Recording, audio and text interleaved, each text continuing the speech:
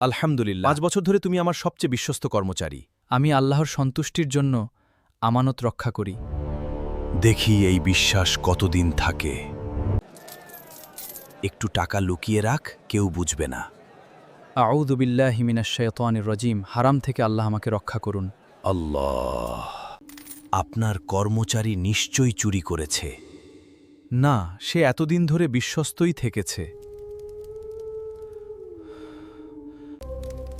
হুজুর, আপনার মনে কি কোনো সন্দেহ জেগেছে? হিসাবের খাতায় সামান্য একটা সমস্যা হয়েছে। চলুন সব হিসাব আবার মিলিয়ে দেখি। সত্য জানাই সবচেয়ে জরুরি। আলহামদুলিল্লাহ, ভুলটা আমারই ছিল। না, আমার পরিকল্পনা ব্যর্থ হয়েছে। আমাকে ক্ষমা করে দিও।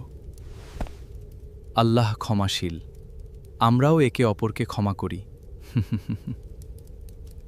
শয়তান শুধু কুমন্ত্রণা দেয়, কিন্তু আল্লাহর ওপর ভরসা, সত্য এবং ক্ষমা তার সব ষড়যন্ত্রকে ব্যর্থ করে দেয়।